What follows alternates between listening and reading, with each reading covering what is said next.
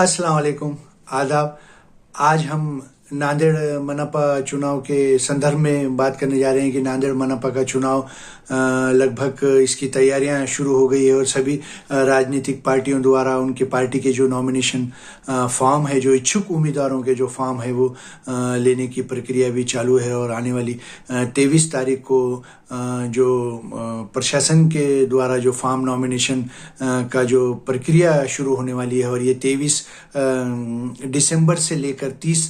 तारीख तक चलने वाली है। और 2 तारीख को फॉर्म की छाननी होगी और 3 तारीख को निशानी अपक्ष उम्मीदवारों को दी जाएगी और पूरा पिक्चर क्लियर होगा। और महानगर पालिका नांदेड़ एक अहम महानगर पालिका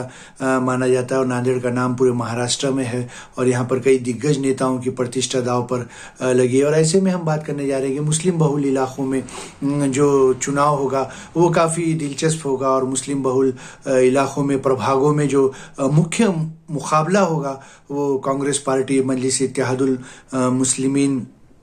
वंचित बहुजन आघाड़ी और राष्ट्रवादी कांग्रेस पार्टी अजीत पवार गट, राष्ट्रवादी कांग्रेस पार्टी शरद पवार गट के बीच होगा। लेकिन हम यहाँ पर एक अहम बात कहने जा रहे हैं कि मनपा चुनाव में जो दिग्गज माजी नगर सेवक वो मजलिस इत्तेहादुल मुस्लिमीन में एक एक करके प्रवेश कर रहे हैं और ऐसी चर्चा आम है कि कई और आजी माजी नगर सेवक वो मजलिस इत्तेहादुल मुस्लिम में प्रवेश करने जा रहे हैं। और नांदेड़ मनपा में किस पार्टी का वर्चस्व होगा और भाजपा का क्या वर्चस्व होगा, क्योंकि जो महाराष्ट्र के माजी मुख्यमंत्री है और कद्दावर नेता है नांदेड़ के, जो पूरे महाराष्ट्र में प्रसिद्ध है, अशोकराव चौहान, वो भाजपा में प्रवेश करे हैं और वो राज्यसभा से सांसद है और उनकी बेटी मुदखेड़ की विधायक है और एक कद्दावर नेता माने जाते हैं। ऐसे में क्या भाजपा के लगभग 50 से 60 सीट चुनकर आ सकते हैं क्या, ये भी देखने लायक होगा, या फिर कांग्रेस अपना गढ़ कायम रखने में सक्सेस होती है। और मजलिस इत्तेहादुल मुस्लिमीन की भी चर्चा ये चल रही है। उनके माजी प्रदेश अध्यक्ष सैयद मोइन ये दावा कर रहे हैं कि हम इस बार 20 से 22 नगर सेवक चुनकर मजलिस के लाएंगे। और दूसरी ओर वंचित बहुजन आघाड़ी का भी एक कैडर है मुस्लिम दलित ओबीसी समाज में और वो भी अच्छा वर्चस्व वंचित बहुजन आघाड़ी का भी नांदेड़ में रखा जाता है। और इसके जो कद्दावर नेतागण हैं वो काफ़ी मेहनत कर रहे हैं वंचित की ओर से भी। और ऐसे में जो सेकुलर वोट है वो मजलिस इत्तेहादुल मुस्लिमीन, वंचित बहुजन आघाड़ी और कांग्रेस और राष्ट्रवादी कांग्रेस पार्टी के बीच बंटने के आसार दिखाई दे रहे हैं। और भाजपा एक बड़ा दल उभरता है क्या और महायुति होती है क्या यहाँ पर भाजपा और अजीत पवार गट और शिंदे गट शिवसेना और महाविकास आघाड़ी में जहां कांग्रेस उबाटा शिवसेना उद्धव ठाकरे गट एक साथ आते हैं क्या, क्योंकि शिवसेना उबाटा और मनसे साथ में आने की घोषणा लगभग होने वाली है। राज ठाकरे और उद्धव ठाकरे मुंबई, थाने, पिंपरी चिंचवड़, नासिक आदि कई जिलों में एक साथ लड़ने की संभावना व्यक्त की जा रही है और इसकी घोषणा लगभग होने ही वाली है। मनसे और शिवसेना उबाड़ा उद्धव ठाकरे और दोनों भाइयों का एकत्रित आना महाराष्ट्र में एक नया समीकरण बनता है क्या, ये भी देखने लायक होगा। और हम नांदेड़ महानगर पालिका की बात करने जा रहे हैं कि नांदेड़ में पिछले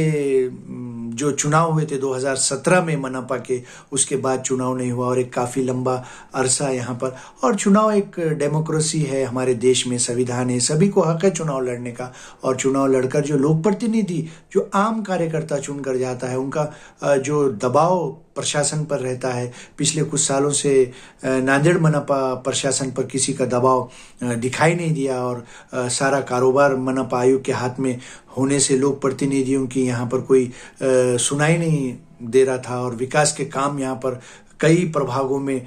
ठप पड़े थे और कई विकास के कामों में धांधली भी देखने को मिल रही थी। और कई ड्रेनेज सिस्टम के काम है और कई रास्तों के काम है, वो बोकस काम हो रहे थे और लोक प्रतिनिधियों का उन पर वर्चस्व दबाव नहीं था। ऐसे में मनपा चुनाव के होने के बाद जो लोक प्रतिनिधि चुनकर जाएंगे मनपा में, उनका दबाव प्रशासन पर होगा और विकास का, डेवलपमेंट का काम होगा। और नगर सेवक जो है वो अपने अपने क्षेत्र में डेवलपमेंट के काम करते हैं और एक माध्यम है ये प्रशासन का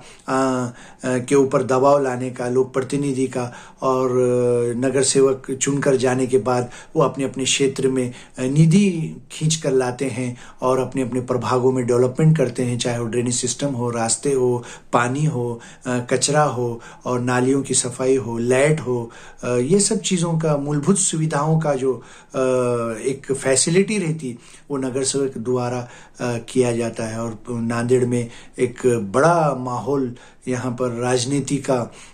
है और इसकी जो नाम है पूरे महाराष्ट्र में, और कई कद्दावर नेता यहाँ पर मौजूद है नांदेड़ में, जिनमें प्रमुख तौर पर माजी मुख्यमंत्री अशोकराव चौहान है, विधायक प्रताप पाटिल चिखलीकर है और हेमंत पाटिल है, ओम प्रकाश पुकरना है, भास्करराव पाटिल खतगांवकर है, सैयद मोइन है, फिरोज लाला है और अजीत पवारगढ़ से कई दिग्गज नेतागण और शिवसेना से भी कई, शिंदेगढ़ से दोनों विधायक हैं यहाँ पर, बालाजी कल्याणकर और बोंडारकर, ये रनिंग विधायक है। ऐसे में देखने लायक होगा कि कौन सा दल यहाँ पर सबसे बड़ा उभर कर आता है और किसका महापुर बनता है। और खासकर मुस्लिम बहुल इलाकों में क्या कांग्रेस अपना गढ़ कायम रखती है, क्या एमआईएम उसमें सेंध लगाती है, वंचित बहुजन आघाड़ी और एमआईएम के कितने नगर सेवक चुनकर आते हैं, और नांदेड़ का महापौर कौन होगा, उप महापौर कौन होगा और स्थायी समिति का चेयरमैन कौन होगा, ये तो आने वाला समय बताएगा। और इसकी पूरी पिक्चर चुनाव के बाद 15 तारीख को चुनाव है जनवरी, और इसके नतीजे दूसरे दिन ही है 16 तारीख को। और नांदेड़ में किसका महापौर बनेगा और किसका ज़्यादा संख्या में कारपोरेटर चुन के आएंगे। चलिए फिर एक नए मुद्दे के साथ, अल्लाह हाफिज।